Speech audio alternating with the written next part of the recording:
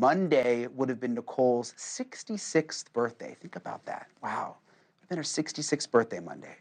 Almost 30 years after she and Ron were murdered, Nicole's sister, Tanya Brown, is still fighting to keep her memory alive and to hold the system accountable after, of course, O.J. Simpson got off. She is the author of the book, Finding Peace Amid the Chaos, and I am pleased to welcome her to the program now. Tanya, we really appreciate you being with us. I can't believe it would have been your sister's 66th birthday. I mean, just crazy to think about that. I'm curious, I mean, you're in such a unique position. Yeah. You're in such a unique position, Tanya, with what you and your family went through. I'm curious what you think as you follow along with the Diddy trial, what it's like for you to hear Cassie's testimony. I think it's really important for people who are watching this. You know, majority of the public really are enthralled with cases like this. So my message to the people who are watching this: do not judge this girl. Do not judge this young lady. You have not walked in her shoes. I did not walk in Nicole's shoes. I learned about Nicole's abuse in court. I didn't even know. Keep in mind, I'm 10 years younger than Nicole. So here I am in court watching witnessing my sister's battered face, and my ex-brother-in-law's a few rows up. So I just want the family to really find some grounding, because I didn't face the trauma. I didn't face my grief, the stress, the anxiety, having to perform, having to behave instead of perform, having to behave in a certain way. You're under a microscope with the public. You're under a microscope with the media. No offense, you're our best friend when needed, but an enemy when we don't. You know, can I go out to dinner? If I smile, I'm going to be judged. If I don't leave my house and start living my life over again, you know, start a new life with, you know, her husband and her newly, well, she's about to have a baby, you know, she's going to be judged no matter what. So my message to anybody who is listening to this case: just please refrain from judgment. Their private lives are gone. That is one thing. We were a beach family, a beach community. Back in the day, we would leave our doors unlocked.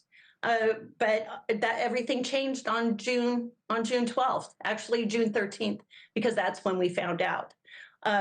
You know, again, yeah, I mean, their private lives are gone. So my message is to the people who are listening to us right now, and to the people who are viewing this case, this trial: be a little bit sensitive, because you have never walked in somebody's shoes until you actually have. This woman was under somebody's thumb. Yeah, the parallels are interesting to think about your sister Nicole with this larger-than-life celebrity, O.J. Simpson, and Cassie and P. Diddy, and people who are questioning, well, wait a minute, now we're hearing these text messages where she's talking about how much she loved Diddy and how she didn't want to break up and how she wanted him to be by her side. And for the people who don't understand that that can exist, but the abuse in the worst form can also exist at the same time. I guess you saw that firsthand with your situation.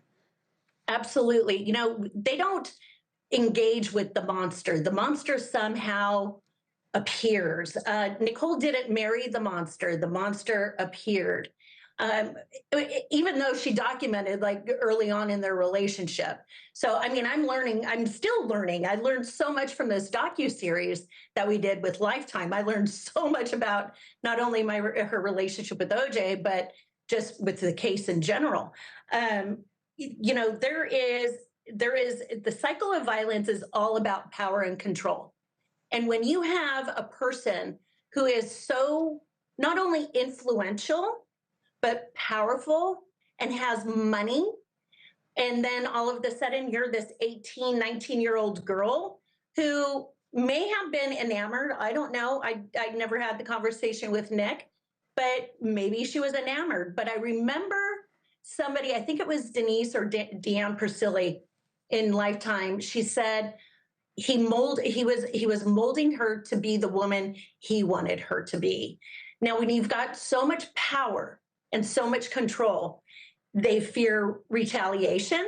Why call the police? They're just going to laugh at me. I mean, look what happened to Nick in '89.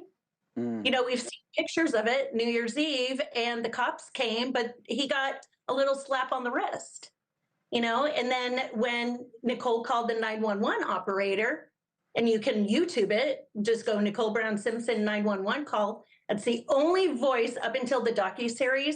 That was the only voice I had of my sister, a voice of fear. And the operator, so any operators who are listening right now, this woman said, "Oh, you mean the sportscaster? Why does that matter?"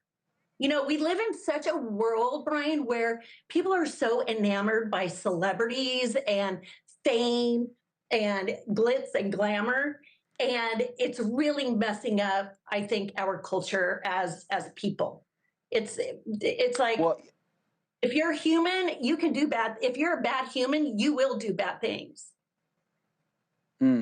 well, I just think about the spotlight that you were under during the time of the investigation and then the trial and what your family went through. And social media wasn't even a thing then.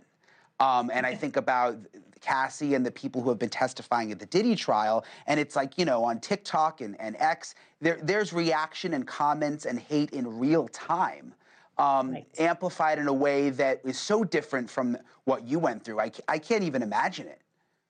I can't even, I was telling one of your producers, I said last night, I go, I am so happy that this happened 30 years ago and not in today's climate, because social media, bullies reside on the World Wide Web. Bullies reside on every social media platform. And bullies are the ones who are taking people's lives.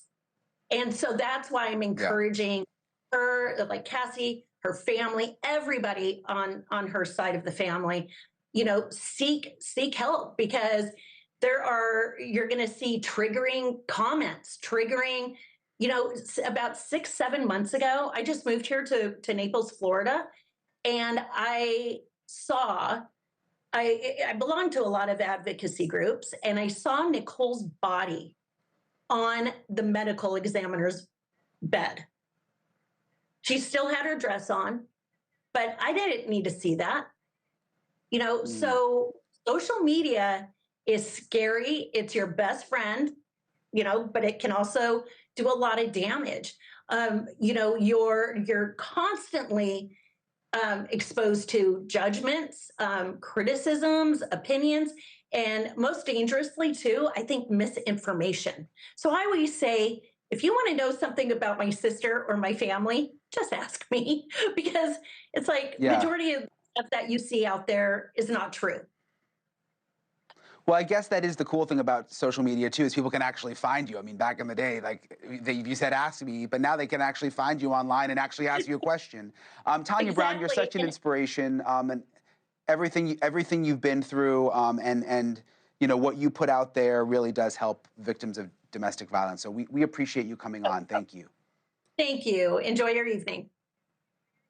Thank you for watching. Subscribe below and download our NewsNation app right now on your phone, and you will get fact-based, unbiased news for all Americans.